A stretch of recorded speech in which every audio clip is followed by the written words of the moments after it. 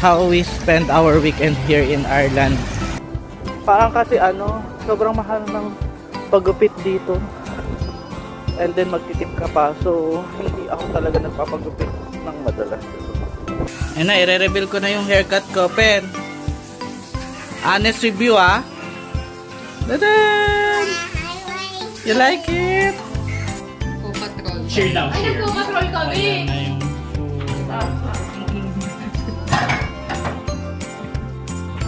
Kapag may pagkain pa. Sigla pa. I got something to tell you guys. What? Mama and Tito is good to party. Oh, really?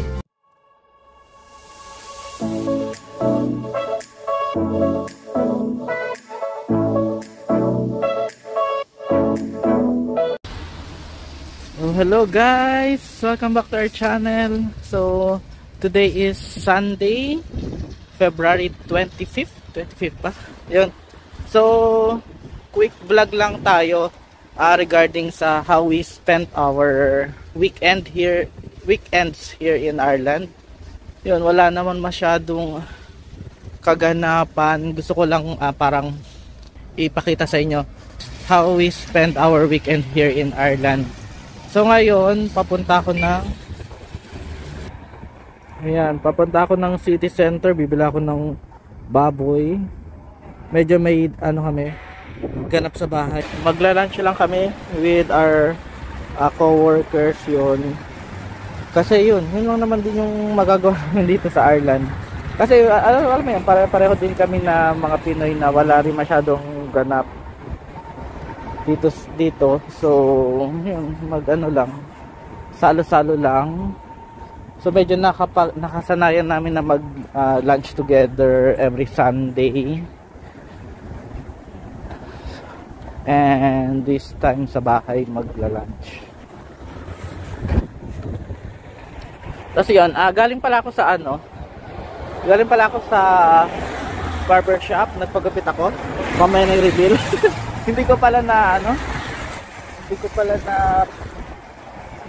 video, na picturean yung sarili ko before yung pagupit. So ayun, mukha akong leon.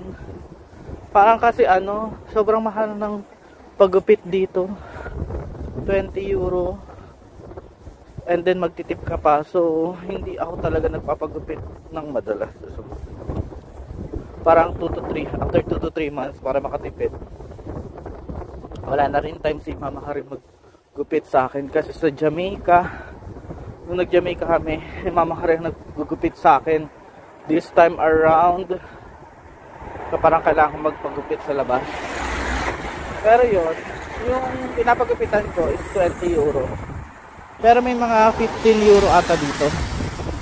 Maraming barbershop dito sa Ireland. So don't worry, kung yun yung problema, makakahanap din kayo ng mura. Mas mura yun.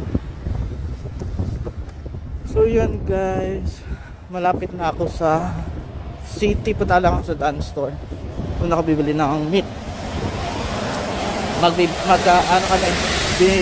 Binagoongan.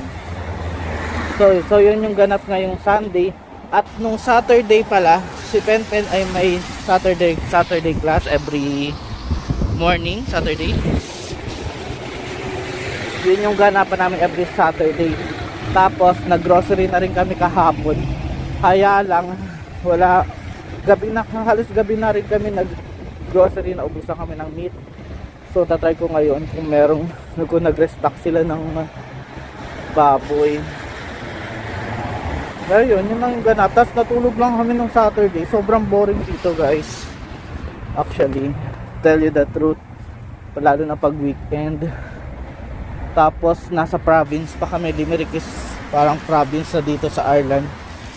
And then pagka tuwing gabi, wala nang tao dito. Kahit dito sa city center. Ayun, ganun ang buhay OFW. Kaya talagang minsan nagkita-kita talaga kami weekly. Para naman makapag-bandingan. Kasi wala rin talagang magawa. Cartagena City. This way yung dance store.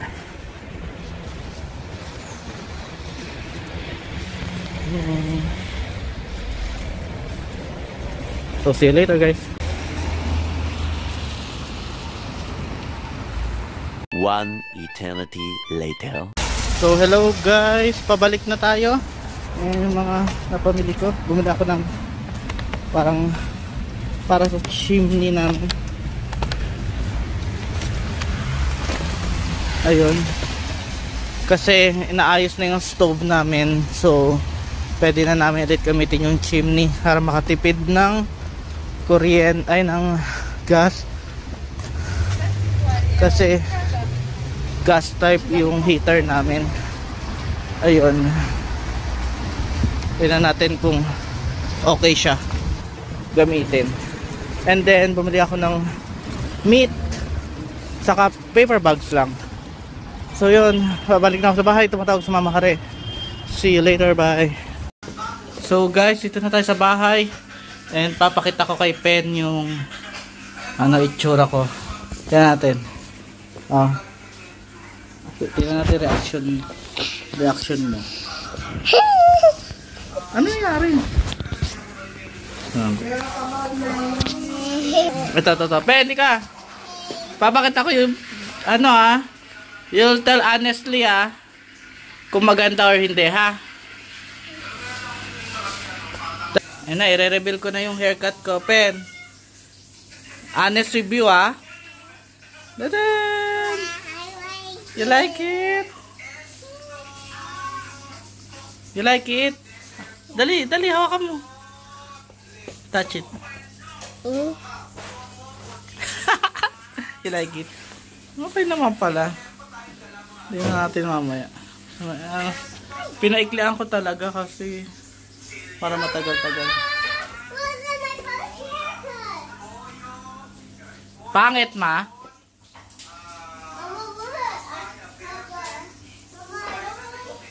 Ayan, nagluluto na si mama ng kakainin later.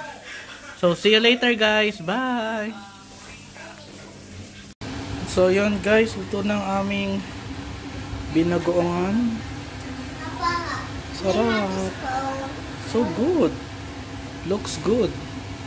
Medyo tutong lang yung pagkaprito ng talong pero yummy. So yun, antayin na lang natin ng ating mga visitor and then magla-lunch na tayo. Almost 1 PM na. So yun, see you guys later, bye. Paw Patrol. Share daw, share. Paw Patrol kami! Ayan na yung food. Ang init. Habang may pagkain pa. So, hello guys. Time check, 9 PM na. Ngayon, medyo napahabang ang aming kwentuhan ng aming mga kasama dito. Kakauwi lang nila. Ito si Pen. Masigla pa. I got something to tell you guys. What? Mama and Tita Tin just go to spa day. Oh, really? Yeah, Dali, kamustahin natin si Mama. Ayun, nag-ano pala sila, nag-spa. Mama, how's the massage? How's the massage? Snap. Magkano? 50 euro. 50 euro. Mura na yun. Body massage naman yun, be. Oo. Buong body naman. Oh, nice. Oh, ano yung experience? Ano, be? Ikwento mo. Okay, sulit naman. Sulit naman. how's the pen? Nakatulog ka daw. How's the pen? Siyempre, Sarap na sarap. Give me that. Ayun, at least monthly 50 euro. Kailan ka uli nagpa-massage? wala. Hilot-hilot lang. Hilot-hilot lang. Ay, at least nag-enjoy si Mama Kare. Bakit ako talaga naka-video? Ano siya, medyo I'm gonna watch. one-off din siya na, Gastos. hindi na parang Activity. activity sa weekend.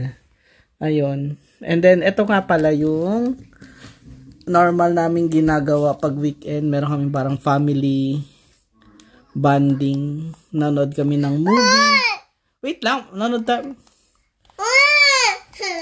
No, I wanna watch. Wait lang, papakita ko lang to. To watch. We're going to watch The Avatar. Meron kami pinapanood ngayon. Not the blue one. This one. Yung The Last Airbender. Episode 3 na kami. What are we gonna watch? Pero kumaingay. So, yun. Yan. Ito na yung parang last namin na activity. Then, akit na kami sa taas. So, yun guys. Yun yung typical na ginagawa lang namin. Medyo, boring lang din talaga. In general ang weekend dito sa Ireland. Pahinga. Yan, pahinga na lang din kasi Monday to Friday nag-work. Tapos, medyo busy, ganyan. So, nag-iisip lang kami ng chill event kapag weekend. And then ano pa ba? That's it. That's it. So hope you enjoyed this video. Nag-video ka nung iminom kayo? Hindi. And please subscribe to our channel, and then next vlog pala namin ikikwento namin yung pag-apply namin ng POEA dito sa Ireland, kung saan kami nag-apply, kung ano-ano mga requirements, and especially sa akin na Stamp 1G, spousal visa, nag-apply na rin ako for my own POEA or OEC, or the Overseas Employment Certificate. Kasi, ayun, para kasi pag umuwi kami ng Pinas, meron ako mapapakitang OEC, hindi lang ako dependent ni Mama Kare, kasi yun yung isa namin na wino-worry na baka maharang ako or something kapag dineclare ko na may work ako. Pag dineclare ko sa immigration na may work ako dito, tapos baka hanapan ako ng OEC. So parang security na rin. Ayun, at saka yung pag nag-apply din si Mama Kare ng OEC niya, kasi last time nga direkta kasi kami from Jamaica to here in Ireland, so hindi siya really required na magpakita ng OEC sa immigration papunta dito, kasi hindi naman immigration ng Philippines. So ang kailangan niya lang magpa-change employer, no? Kailangan lang siya update lang. Contract verification. So, yun. At nakuha niya na rin yung OEC niya. So, yun. Yun yung pag-usapan natin next time. See you sa next vlog. Say bye-bye. Ben, say bye-bye. Bye-bye, y'all. See ya. Bye. Take care.